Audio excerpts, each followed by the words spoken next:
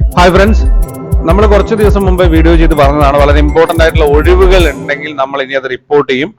അതിനാവശ്യമായിട്ടുള്ള നിങ്ങൾക്ക് അപേക്ഷിക്കാനും മറ്റ് സഹായങ്ങളും അതുപോലെ തന്നെ കോഴ്സിനും ഒക്കെ തന്നെ നമ്മൾ ഇനി അങ്ങോട്ടേക്ക് ഉണ്ടാകും എന്നുള്ളത് കൃത്യമായിട്ട് പറഞ്ഞതാണ്. അപ്പോൾ central board of secondary education CBSE നമുക്ക് എല്ലാവർക്കും അറിയാം, നോൺ ടീച്ചിങ് പോസ്റ്റ് എന്ന് പറയുമ്പോൾ ഒരുപാട് ഒഴിവുകളുണ്ട്. നമുക്ക് നെറ്റ് കഴിഞ്ഞവർക്കും അതുപോലെ തന്നെ PhD കഴിഞ്ഞവർക്കും അതുപോലെ കൊമേഴ്സുകാർക്ക് ഏറ്റവും കൂടുതൽ ഒഴിവ് ഇടുന്നത് കൊമേഴ്സ് സബ്ജക്ട് കഴിഞ്ഞവർക്കാണ്. ഡയറക്റ്റ് റിക്രൂട്ട്മെന്റ് ആണ്, ഗവൺമെന്റ് പോസ്റ്റ് ആണ്.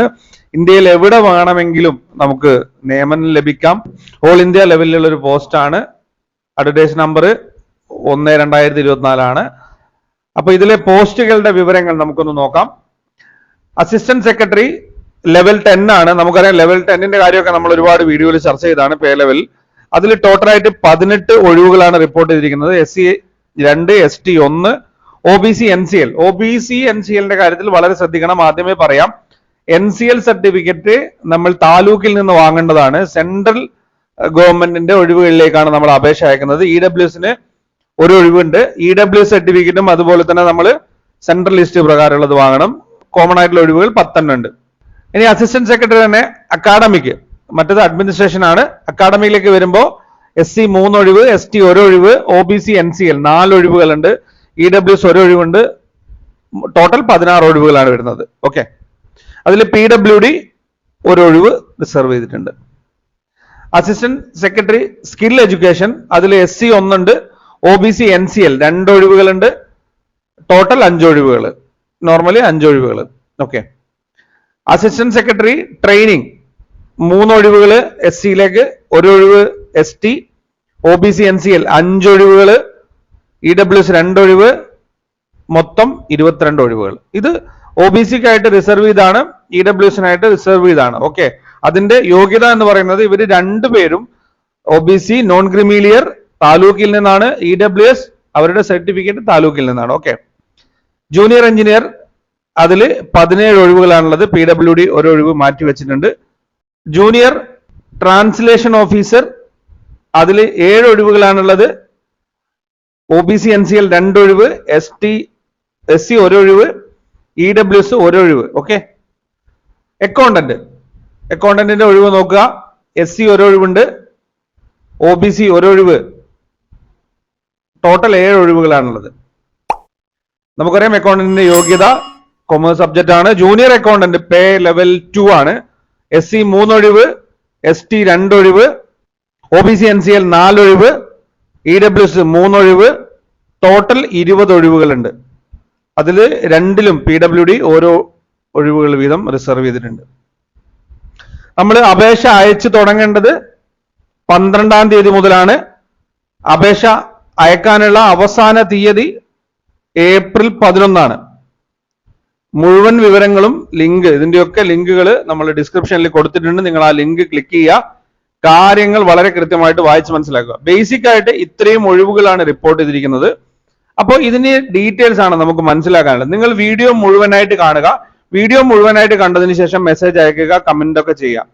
വീഡിയോ മുഴുവനായിട്ട് കാണാതെ ഇതിൽ പറഞ്ഞിരിക്കുന്ന കാര്യങ്ങൾ നമ്മൾ മറുപടി തരേണ്ടതില്ല. അതുകൊണ്ട് മുഴുവനായിട്ട് ഓരോ കാര്യങ്ങളും മനസ്സിലാക്കുക. പ്രത്യേകിച്ച് കൊമേഴ്സ് സബ്ജക്റ്റിൽ നെറ്റ് കഴിഞ്ഞവരുണ്ടെങ്കിൽ, അതുപോലെ തന്നെ കൊമേഴ്സ് സബ്ജക്റ്റിൽ PG കഴിഞ്ഞവരുണ്ടെങ്കിൽ, കൊമേഴ്സ് സബ്ജക്റ്റിൽ ഡിഗ്രി കഴിഞ്ഞവരുണ്ടെങ്കിൽ ഇവരൊക്കെ തന്നെ ഈ വീഡിയോ മുഴുവനായിട്ട് കാണുക. എല്ലാ വിഷയങ്ങൾക്കുണ്ട്. ഇംഗ്ലീഷ് ഉണ്ട്, അതുപോലെ തന്നെ എഡ്യൂക്കേഷൻ ഉണ്ട്, അതുപോലെ എക്കണോമിക്സിനുണ്ട്, കൊമേഴ്സിനുണ്ട്. ഇതിലൊക്കെ ഒഴിവുകൾ വരുന്നുണ്ട്. വീഡിയോ നിങ്ങൾ മുഴുവനായിട്ട് കാണാൻ ശ്രമിക്കുക. അപ്പൊ ബേസിക് ആയിട്ടുള്ള നോട്ടിഫിക്കേഷൻ ഡീറ്റെയിൽസ് ആണ് ഇവിടെ വന്നിരിക്കുന്നത്. ഇനി നമുക്ക് ഇതിന്റെ ഡീറ്റെയിൽസ് പരിശോധിക്കാം. ഇനി ഇതിന്റെ ഡീറ്റെയിൽസിലേക്ക് വരുന്ന സമയത്ത് ഇവിടെ ഏജ് ലിമിറ്റിന്റെ ഒരു കാര്യം വളരെ കൃത്യമായിട്ട് നമ്മൾ മനസ്സിലാക്കാനുണ്ട്. അസിസ്റ്റന്റ് സെക്രട്ടറി ഏജ് ലിമിറ്റ് എന്ന് പറയുന്നത് 35 വയസ്സാണ്, അതായത് അഡ്മിനിസ്ട്രേഷൻ ലെവലിലേക്ക്. അക്കാഡമിക്സിലേക്ക് വരുമ്പോൾ 30 വയസ്സാണ് ഏജ് ലിമിറ്റ്. അതുപോലെ തന്നെ skill education 30, training 30, accounts officer 35 വയസ്സ്, junior engineer 32, junior translation officer 30, accountant 30, junior accountant 27 വയസ്സ്. അതുകൊണ്ട് ഒരുപാട് പേർക്ക് ഇതിനെ അപേക്ഷിക്കാൻ സാധിക്കില്ല. ഏജ് ലിമിറ്റ് ഒരു വലിയ പ്രോബ്ലം ആണ്. ഓക്കെ, ഒഴിവുകളുടെ കാര്യം നമ്മൾ കൃത്യമായിട്ട് പരിശോധിച്ചതാണ്. ഇത്ര ഒഴിവുകൾ ആർക്കൊക്കെ റിസർവ് ചെയ്തിട്ടുണ്ട് നമ്മൾ കഴിഞ്ഞ നോട്ടിഫിക്കേഷനിൽ മനസ്സിലാക്കി. PWDക്ക് വേണ്ടിയിട്ടുള്ള ഒഴിവുകൾ വളരെ കൃത്യമായിട്ട് പറഞ്ഞിട്ടുണ്ട്. അവർ ഏത് ലെവലാണെന്നുള്ളത് ഇവിടെ കൃത്യമായിട്ട് പറഞ്ഞിട്ടുണ്ട്. ആ കാര്യം നിങ്ങളൊന്ന് വായിച്ച് മനസ്സിലാക്കുക. ഇതിന്റെ ലിങ്ക് ഒക്കെ ഡിസ്ക്രിപ്ഷനിൽ കൊടുത്തിട്ടുണ്ട്. ഇനി നമുക്ക് ഇതിന്റെ ഓൺലൈൻ രജിസ്ട്രേഷന്റെ കാര്യമാണ് പറയുന്നത്. ആപ്ലിക്കേഷൻ സ്റ്റാർട്ട് ചെയ്യുന്നത് 12-ാം തീയതിയാണ്. 11-ാം തീയതി, ഏപ്രിൽ 11-ാം തീയതി വരെ നമുക്ക് ഡേറ്റ് ഉണ്ട്. അതിനുള്ളിൽ നമ്മൾ അപേക്ഷിക്കേണ്ടതാണ്. Assistant secretary അഡ്മിനിസ്ട്രേഷനിൽ 18 ഒഴിവുകളാണ്. ആ ഒഴിവുകളുടെ ഡീറ്റെയിൽസ് നമ്മൾ കഴിഞ്ഞതിൽ നോക്കിയില്ല, നമുക്കൊന്ന് നോക്കാം. ആ ഒഴിവുകൾ വരുന്നത് SC 2 ഒഴിവ്, ST 1 ഒഴിവ്, OBC NCL 4, EWS 1, ടോട്ടൽ 18 ഒഴിവുകളാണ്. അതിന്റെ ക്വാളിഫിക്കേഷൻ നമുക്ക് നോക്കാം. ബാക്കിയുള്ളതിന്റെ നമ്മൾ നേരത്തെ വീഡിയോയിൽ പരിശോധിച്ചാണ്. ഇനി അസിസ്റ്റന്റ് സെക്രട്ടറി അക്കാഡമിക് ലെവലിലേക്ക് വരുന്നത് സബ്ജക്ട് വരുന്നത് English, Hindi, physics, biology, chemistry, education, philosophy, physical education, maths, commerce, economics, history, political science, geography, information technology, static.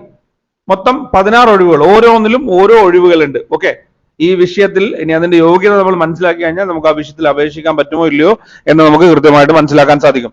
Skill എഡ്യൂക്കേഷനിൽ വരുന്നത് ITNAI, agriculture, food and nutrition, food production, marketing, tourism, beauty and wellness, അങ്ങനെ 8 ഒഴിവുകൾ അതിലുണ്ട്. ഇതിലും ഓരോന്നിലും ഓരോ ഒഴിവുകളാണുള്ളത്. ITNAI 2 ഒഴിവുകളുണ്ട്. അടുത്തത് വരുന്നത് assistant secretary training ആണ്. Education, maths, physics, chemistry, biology, commerce വരുന്നുണ്ട്. IT and computer science, multimedia and mass communication, design, English, Hindi.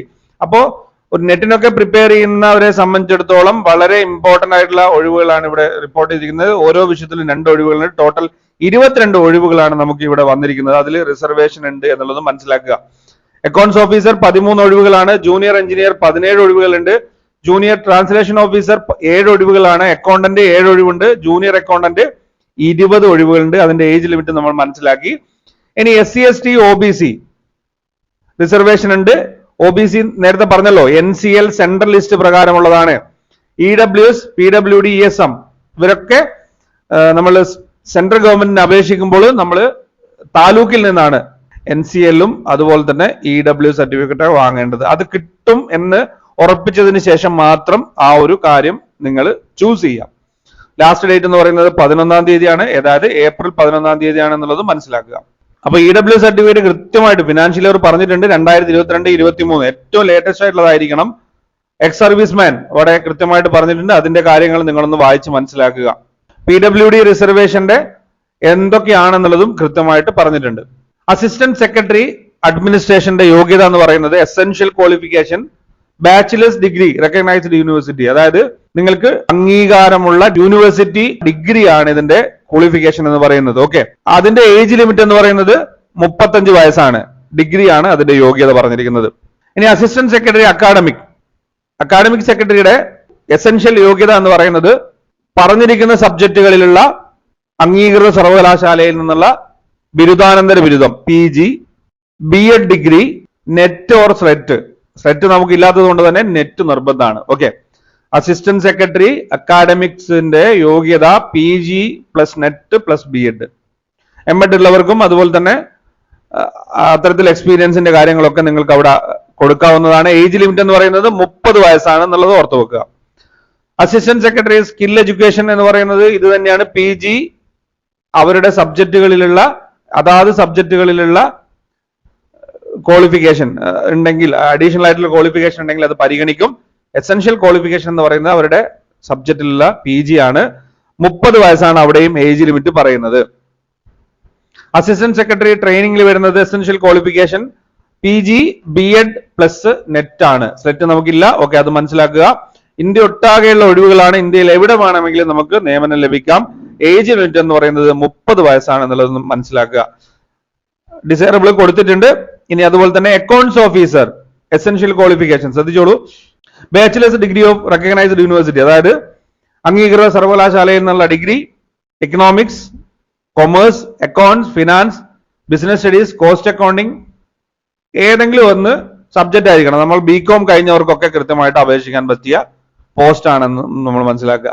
അല്ലെങ്കിൽ ബാച്ചിലേഴ്സ്, ഏതെങ്കിലും ഒരു ബാച്ചിലേഴ്സ് ഡിഗ്രിയും അതുപോലെ തന്നെ SAS JOA സി ലെവലിലുള്ള examination conducted by any accounts and audit service department in the central or state government അംഗീകരിച്ചിട്ടുള്ള additional ആയിട്ട് qualification വേണം എന്നുള്ളതാണ്. ഗ്രേഡ് Aയിലാണ് ഇത് വരുന്നത്. അടുത്ത ഒരു ക്വാളിഫിക്കേഷൻ ആയിട്ട് വരുന്നത് post graduation of recognised university. അതിലും ഈ പറഞ്ഞതുപോലെ തന്നെ നിങ്ങൾക്ക് കൊമേഴ്സിൽ PG ഉണ്ടെങ്കിൽ നിങ്ങൾക്ക് അപേക്ഷിക്കാം. അതുപോലെ തന്നെ എക്കണോമിക്സ് ഒരു സബ്ജക്റ്റ് ആയിട്ട് പഠിച്ചിരിക്കണം എന്നുള്ളതാണ് പറയുന്നത്. അല്ലെങ്കിൽ MBA, ചാർട്ടേഡ് അക്കൗണ്ടന്റ്, ICWA, ഇവർക്കൊക്കെ തന്നെ ഈ ഒരു അക്കൗണ്ട്സ് ഓഫീസറിലേക്ക് അപേക്ഷിക്കാം. ഇതിന്റെ നോട്ടിഫിക്കേഷന്റെ ലിങ്ക് ഡിസ്ക്രിപ്ഷനിൽ കൊടുത്തിട്ടുണ്ട്. ഇതിന്റെ PDF നിങ്ങൾ ഡൗൺലോഡ് ചെയ്ത് കൃത്യമായിട്ട് വായിക്കുക. 35 വയസ്സാണ് ഇതിന്റെ ഏജ് ലിമിറ്റ് എന്ന് പറയുന്ന അഡീഷണൽ ആയിട്ട് ക്വാളിഫിക്കേഷൻ നിങ്ങൾക്ക് ഉണ്ടെങ്കിൽ അതും നിങ്ങൾക്ക് കൊടുക്കാവുന്നതാണ്. ജൂനിയർ എഞ്ചിനീയർ BA BTech ആണ്, 32 വയസ്സാണ് അതിന്റെ യോഗ്യത. ജൂനിയർ എഞ്ചിനീയർ BTech ആണ്, 32 വയസ്സാണ് അതിന്റെ യോഗ്യത എന്ന് പറയുന്നത്. ഓക്കെ, അപ്പൊ അതിന്റെ എസെൻഷ്യൽ ക്വാളിഫിക്കേഷൻ എന്ന് പറയുന്നത് ഇവിടെ പറഞ്ഞിട്ടുണ്ട്, അംഗീകൃത സർവകലാശാലയിൽ നിന്നുള്ള. അടുത്ത ഒഴിവ് ജൂനിയർ ട്രാൻസ്ലേഷൻ ഓഫീസർ ആണ്. അതിന്റെ യോഗ്യത എന്ന് പറയുന്നത് PG ആണ്. അതിന്റെ കൂടെ ഇംഗ്ലീഷ് ഓർ ഹിന്ദി കമ്പൽസറി ആയിട്ട് പഠിച്ചിരിക്കണം എന്നുള്ളതാണ്. അടുത്ത ഒഴിവ് വരുന്നത് ജൂനിയർ ട്രാൻസ്ലേഷൻ ഓഫീസർ ആണ്. അതിന്റെ യോഗ്യത എന്ന് പറയുന്നത് PG ആണ്. അതുപോലെ തന്നെ അതായത് അംഗീകൃത സർവകലാശാലയിൽ നിന്നുള്ള ബിരുദാനന്തര ബിരുദം. അതുപോലെ അതിന്റെ കൂടെ ഹിന്ദി ഓർ ഇംഗ്ലീഷ് കൃത്യമായിട്ട് പഠിച്ചിരിക്കണം എന്നുള്ളതാണ്. മസ്റ്റായിട്ട് അതിന്റെ കൂടെ നിങ്ങൾ ഉൾപ്പെടുത്തി പഠിച്ചിരിക്കണം. ബാക്കിയുള്ള കാര്യങ്ങൾ നിങ്ങൾ വായിച്ച് മനസ്സിലാക്കുക. ഏജ് ലിമിറ്റ് എന്ന് പറയുന്നത് 30 വയസ്സാണ്. ഈ കാര്യങ്ങളൊക്കെ തന്നെ കൃത്യമായിട്ട് നിങ്ങൾ വായിച്ച് മനസ്സിലാക്കണം. ലിങ്ക് ഡിസ്ക്രിപ്ഷനിൽ കൊടുത്തിട്ടുണ്ട്. ഇനി അടുത്ത ഒഴിവാണ് അക്കൗണ്ടന്റ് വരുന്നത്. അക്കൗണ്ടന്റ് എന്ന് പറയുമ്പോൾ ഡിഗ്രിയാണ് അതിന്റെ യോഗ്യത എന്ന് പറയുന്നത്.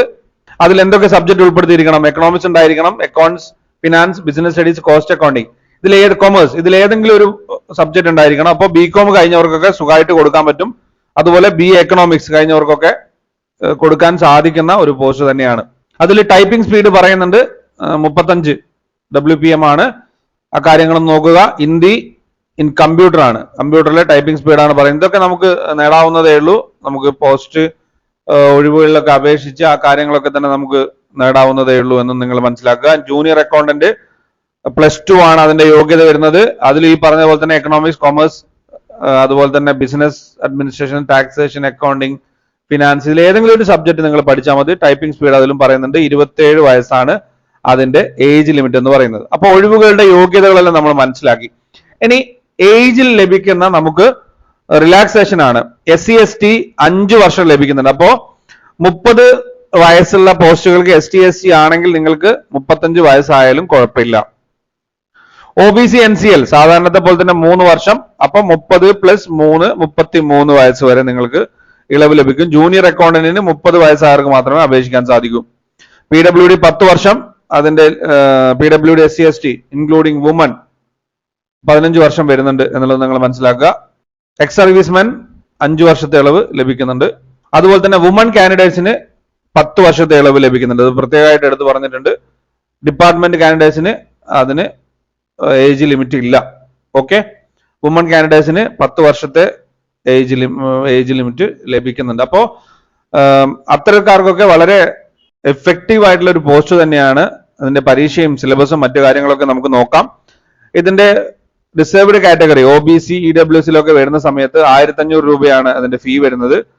ഗ്രൂപ്പ് B and C വരുമ്പോൾ 800 രൂപയാണ് അതിന്റെ ഫീ വരുന്നത്. ഗ്രൂപ്പ് Aയിലേക്ക് 1500 രൂപയും ഗ്രൂപ്പ് B, C പോസ്റ്റുകളിലേക്ക് 800 രൂപയാണ് ഫീ വരുന്നത്. SC ST, ex servicemen, PWD, woman candidates, CBSE എംപ്ലോയിക്ക് ഒന്നും തന്നെ ഫീ ഇല്ല എന്നും നിങ്ങൾ മനസ്സിലാക്കുക. അതോ വുമൺ കാൻഡിഡേറ്റ്സിന് ഫീസ് ഇല്ല എന്നും നിങ്ങൾ മനസ്സിലാക്കുക. നോ ഫീ ആണ്. ഓക്കെ, ആ കാര്യം നിങ്ങൾ മനസ്സിലാക്കുക. ഇത്രയും കാര്യങ്ങളാണ് ബേസിക് ആയിട്ട് നമുക്ക് മനസ്സിലാക്കാനുള്ളത്. നമുക്ക് പേയ്മെന്റ് എല്ലാം തന്നെ ഓൺലൈൻ മോഡിലാണ്. നമ്മൾ എങ്ങനെയാണോ നെറ്റിനൊക്കെ അപേക്ഷിക്കുന്നത് അതുപോലെ തന്നെയാണ് നമ്മൾ അപേക്ഷിക്കേണ്ടത്. ഇനി നമുക്ക് അതിന്റെ പരീക്ഷയുടെ കാര്യം കൂടെ നോക്കാം. ഒബ്ജക്റ്റീവ് ടൈപ്പ് MCQ ആണ് വരുന്നത്. OMR ബേസ്ഡ് ആണ്, CBT അല്ല, OMR ആണ്. നമ്മുടെ PSC പരീക്ഷയൊക്കെ പോലെ. അതിൽ 6 പാർട്ടുകളാണ് വരുന്നത്.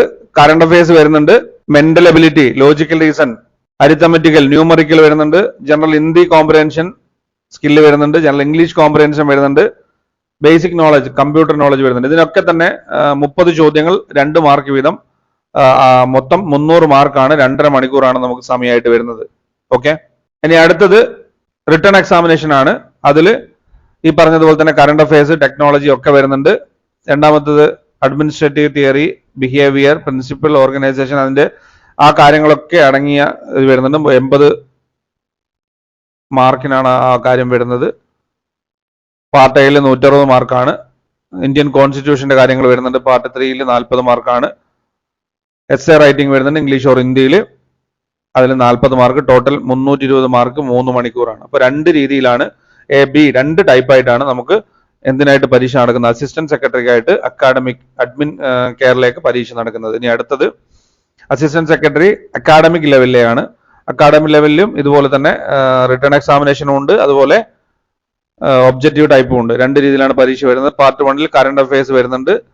Part 2 academic and office and analytical ability, അതിൽ 50 ചോദ്യങ്ങൾ 100 മാർക്ക്. അങ്ങനെ ടോട്ടൽ 300 മാർക്കിനുള്ളത് 2.5 മണിക്കൂർ വരുന്നുണ്ട്. അതുപോലെ തന്നെ മറ്റത് നേരത്തെ പറഞ്ഞ പോലെ തന്നെ 320 മാർക്ക്, ഡ്യൂറേഷൻ 3 മണിക്കൂറാണ്. അത് 2 ടൈപ്പാണ് പരീക്ഷ വരുന്നത്. അതുപോലെ തന്നെ സിലബസ് മറ്റു കാര്യങ്ങളൊക്കെ തന്നെ വെബ്സൈറ്റിൽ ഉണ്ടാകും എന്നുള്ളതും കൃത്യമായിട്ട് പറഞ്ഞിട്ടുണ്ട്. സിലബസിന്റെ കാര്യമൊക്കെ നമുക്ക് നോക്കാം. ഇന്റർവ്യൂ അവസാനമായിട്ട് ഇന്റർവ്യൂ വരുന്നുണ്ട്. ഇന്റർവ്യൂവിലേക്ക് വരുന്ന സമയത്ത് അതിന് 80 മാർക്കാണ്. ഈ പാർട്ട് ബി പാർട്ട് എയിൽ നിന്നും സെലക്ട് ചെയ്തവരെയാണ് നമ്മൾ ഇന്റർവ്യൂവിലേക്ക് ഉൾക്കൊള്ളിക്കുക എന്നുള്ളതും കൃത്യമായിട്ട് പറഞ്ഞിട്ടുണ്ട്. ഇനി അതുപോലെ തന്നെ ടൈപ്പ് അടുത്ത ഒഴിവ് വരുന്നത് അക്കൗണ്ട്സ് ഓഫീസറാണ്. അക്കൗണ്ട്സ് ഓഫീസറിലേക്ക് വരുന്ന സമയത്ത് ഇതേപോലെ തന്നെ 300 മാർക്കിനുള്ള ചോദ്യങ്ങൾ 2.5 മണിക്കൂറാണ്. അതിനും റിട്ടേൺ എക്സാമിനേഷൻ ഉണ്ട്. റിട്ടേൺ എക്സാമിനേഷന്റെ കാര്യങ്ങൾ ഇവിടെ പറഞ്ഞിട്ടുണ്ട്. 300 മാർക്ക് തന്നെയാണ്. ഇന്റർവ്യൂ അതിലും വരുന്നുണ്ട്. ജൂനിയർ എഞ്ചിനീയർ അതും ഇതുപോലെ തന്നെ കൃത്യമായിട്ട് അവരുടെ സബ്ജക്റ്റുകൾ കൊടുത്തിട്ടുണ്ട്. നിങ്ങൾ ഓരോരുത്തരും നിങ്ങളുടെ യോഗ്യതയ്ക്ക് അനുസരിച്ച് വായിച്ച് മനസ്സിലാക്കുക. ജൂനിയർ ട്രാൻസ്ലേറ്റർ ഓഫീസർ അതും ഇവിടെ കൊടുത്തിട്ടുണ്ട്. അക്കൗണ്ടന്റിന്റെ പറഞ്ഞിരിക്കുന്ന അതും 300 മാർക്ക് തന്നെയാണ്. അതിൽ അക്കൗണ്ടിങ്ങുമായി ബന്ധപ്പെട്ട കാര്യങ്ങളൊക്കെ തന്നെ അതിൽ വരുന്നുണ്ട്. റീസണിങ്, മെന്റൽ എബിലിറ്റി, ആ കാര്യങ്ങളൊക്കെ തന്നെ വരുന്നുണ്ട്. ടോട്ടൽ 300 മാർക്കാണ്. 150 ചോദ്യങ്ങൾ 2.5 മണിക്കൂറാണ് അതിന് വരുന്നത്. അപ്പോൾ ജൂനിയർ എഞ്ചിനീയർ മുതൽ നമുക്ക് OMR ബേസ്ഡ് ചോദ്യങ്ങൾ മാത്രമേ ഉള്ളൂ. അതിന് റിട്ടേൺ എക്സാമിനേഷൻ ഇല്ല എന്ന് നിങ്ങൾ മനസ്സിലാക്കുക. അത് സിലബസ് ഒത്തിരി കാര്യങ്ങളുണ്ട്, മനസ്സിലാക്കുക. അതുപോലെ തന്നെ ജൂനിയർ ട്രാൻസ്ലേറ്റർ ഓഫീസർ അത് 300 മാർക്കിനുള്ള 2.5 മണിക്കൂർ 150 ചോദ്യങ്ങളാണ്. അതിൽ ജനറൽ നോളജ് വരുന്നുണ്ട്, റീസണിങ് വരുന്നുണ്ട്, അതുമായി ബന്ധപ്പെട്ട കാര്യങ്ങളും നമുക്ക് ഹിസ്റ്ററി അതുപോലെ തന്നെ ലിറ്ററേച്ചർ അതിലൊക്കെ അത് വരുന്നുണ്ട്. അതിൽ നമുക്ക് MCQ മാത്രമേ ഉള്ളൂ. OMR MCQ മാത്രമാണ് വരുന്നത്. അതുപോലെ തന്നെ അക്കൗണ്ടന്റിനും ഇതുപോലെ OMR MCQ ആണ് വരുന്നത്. 300 മാർക്കിനുള്ള 150 ചോദ്യങ്ങൾ. ജൂനിയർ അക്കൗണ്ടന്റിനും ഇതുപോലെ തന്നെ നമുക്ക് ജനറൽ നോളജ് വരുന്നുണ്ട്, റീസണിങ് വരുന്നുണ്ട്, ജനറൽ ഹിന്ദി അവയർനെസ് വരുന്നുണ്ട്. അതുപോലെ തന്നെ അക്കൗണ്ടിങ്ങിലും അവർക്ക് യോഗ്യതകൾ പറഞ്ഞിട്ടുണ്ട്. 240 മാർക്കിനുള്ള 120 ചോദ്യങ്ങളാണ് അതിൽ വരുന്നത്. അതിന്റെ സമയം എന്ന് പറയുന്നത് 2 മണിക്കൂറാണ് ജൂനിയർ അക്കൗണ്ടന്റിന് വരുന്നത്. +2 ആണ് നമ്മൾ യോഗ്യത നേരത്തെ കണ്ടതാണ്. ഇപ്പൊ കട്ട് ഓഫ് മാർക്ക് എന്ന് പറയുന്നത് general category EWS 50%, OBC 45%, SC ST PWD 40%. അതുപോലെ റിട്ടേൺ എക്സാമിനേഷനിൽ 50%, 40%, 40%ആണ് പറഞ്ഞിരിക്കുന്നത്. സെയിം ആണ്. അക്കൗണ്ടന്റിൻ്റെത് 50%, 45%, 40% സെയിം ആണ്. ടൈപ്പ് റൈറ്റിംഗ് സ്പീഡും അത് പറഞ്ഞിട്ടുണ്ട്. ഒഴിവുകൾ ഇവിടെ കൃത്യമായിട്ട് പറഞ്ഞിട്ടുണ്ട്. Graduation or post graduation, okay. Group എയിലേക്ക് ഗ്രൂപ്പ് ബിയിലേക്കുള്ള കൃത്യമായിട്ടുള്ള ഒഴിവുകൾ ഇവിടെ പറഞ്ഞിട്ടുണ്ട്. ഈ കാര്യം നിങ്ങൾ വായിച്ച് മനസ്സിലാക്കുക. നമ്മുടെ സെന്റർ എന്ന് പറയുന്നത് സെന്റർ നമ്പർ 107 ആണ്. അത് കൊടുക്കുന്ന സമയത്ത് ശ്രദ്ധിക്കുക. തിരുവനന്തപുരത്ത് മാത്രമാണ് കേരളത്തിൽ ഒരു സെന്റർ ഉള്ളത്. ആ കാര്യം നിങ്ങൾ മനസ്സിലാക്കുക. കേരളത്തിൽ തിരുവനന്തപുരത്ത് ഒരു സെന്റർ കിട്ടിയിട്ടുണ്ട് എന്നുള്ളതും കൃത്യമായിട്ട് മനസ്സിലാക്കുക. പിന്നെ വരുന്ന അടുത്ത സെന്റർ, നമ്മുടെ അടുത്ത സെന്റർ വരുന്നത് ചെന്നൈ ആണ്. തമിഴ്നാട്ടിലാണ് ആ സെന്റർ വരുന്നത്. അതുപോലെ ബാംഗ്ലൂർ സെന്റർ ഉണ്ട്, അത് കർണാടകയിലാണ് വരുന്നത്. ഈ 3 സ്ഥലങ്ങളിലാണ് നമ്മുടെ അടുത്ത സെന്ററുകൾ വരുന്നത്. നിങ്ങൾക്ക് എവിടെ വേണമെങ്കിലും അപ്ലൈ ചെയ്യാവുന്നതാണ്. ബാക്കി എങ്ങനെയാണ് മാർക്ക് കാൽക്കുലേറ്റ് ചെയ്യുന്നത്, എങ്ങനെയാണ് റിസൾട്ട് വരുന്നത്, പരീക്ഷ എന്നാണ്, അത്തരം കാര്യങ്ങളൊക്കെ തന്നെ വെബ്സൈറ്റിൽ പിന്നീട് അറിയിക്കും എന്നുള്ളതാണ് പറഞ്ഞിരിക്കുന്നത്. പരീക്ഷയുമായി ബന്ധപ്പെട്ട കാര്യങ്ങൾ, ഒരുപാട് കാര്യങ്ങൾ ഇതിൽ വായിച്ച് മനസ്സിലാക്കാനുണ്ട്. നിങ്ങൾ വായിച്ച് മനസ്സിലാക്കുക. അപ്പോൾ അഡീഷണൽ ആയിട്ടുള്ള ക്വാളിഫിക്കേഷൻ ഉള്ളവർക്കൊക്കെ തന്നെ, PhD ഉള്ളവർക്കൊക്കെ തന്നെ നിങ്ങൾക്ക് അപേക്ഷിക്കാൻ സാധിക്കും. ഇത്രയും കാര്യങ്ങളാണ് ഇതിൽ വരുന്നത്. OBCയുടെ ഫോം ഇവിടെ കൃത്യമായിട്ട് കൊടുത്തിട്ടുണ്ട്. OBC NCLന്റെ ഫോം കൊടുത്തിട്ടുണ്ട്. അതുപോലെ തന്നെ PWD ഫോമുകൾ കൊടുത്തിട്ടുണ്ട്. ആ കാര്യമൊക്കെ നിങ്ങൾ മനസ്സിലാക്കുക. പിന്നെ അതുപോലെ തന്നെ SC ST സർട്ടിഫിക്കറ്റിന്റെ ഫോർമാറ്റും കൊടുത്തിട്ടുണ്ട്. അതുപോലെ EW സർട്ടിഫിക്കറ്റിന്റെ ഫോർമാറ്റ് കൊടുത്തിട്ടുണ്ട്. ആ കാര്യങ്ങളൊക്കെ നിങ്ങളൊന്ന് വായിച്ച് മനസ്സിലാക്കുക. ലിങ്കുകളെല്ലാം തന്നെ ഡിസ്ക്രിപ്ഷനിൽ കൊടുത്തിട്ടുണ്ട്. ഇനി ഇതിന്റെ സിലബസ് മറ്റു കാര്യങ്ങളൊക്കെ തന്നെ നമുക്കറിയാം. ഏകദേശം കൊമേഴ്സിന്റെ ഒക്കെ സിലബസ് വരുന്നത് നമ്മൾ പഠിച്ചുകൊണ്ടിരിക്കുന്ന കാര്യം തന്നെയാണ്. അതിൽ വലിയ മാറ്റങ്ങളൊന്നും തന്നെയില്ല. അപ്പോൾ ഇതിൽ നിങ്ങൾ യോഗ്യരാണെങ്കിൽ നിങ്ങൾ അപേക്ഷ അയക്കുക. കാര്യങ്ങളൊക്കെ കൃത്യമായിട്ട് വായിച്ച് മനസ്സിലാക്കുക. ഡിസ്ക്രിപ്ഷൻ ലിങ്കിൽ എല്ലാ കാര്യങ്ങളും കൊടുത്തിട്ടുണ്ട്. വളരെ കൃത്യമായിട്ട് കാര്യങ്ങൾ വായിച്ച് മനസ്സിലാക്കിയ ശേഷം മാത്രം നിങ്ങൾ അപേക്ഷ അയക്കുക. ഡയറക്റ്റ് റിക്രൂട്ട്മെന്റ് ആണ്. 2 രീതിയിലാണ് പരീക്ഷകൾ വരുന്നത്. ഓക്കെ. അപ്പോൾ ഇതുപോലെയുള്ള ജോലി ഒഴിവുകൾ തുടർന്നും നിങ്ങൾക്ക് ലഭിക്കാനായിട്ട് നമ്മുടെ ചാനൽ സബ്സ്ക്രൈബ് ചെയ്ത് ഫോളോ ചെയ്യുക. നിങ്ങളുടെ അഭിപ്രായങ്ങൾ, നിർദ്ദേശങ്ങൾ, സംശയങ്ങൾ കമന്റായി രേഖപ്പെടുത്തുക. ഇതുപോലെ നിങ്ങൾക്ക് ഉപകാരപ്രദമായിട്ടുള്ള മറ്റൊരു വിഷയവുമായി അടുത്ത വീഡിയോയിൽ കാണാം. Thank you for watching. Keep studying. Stay safe.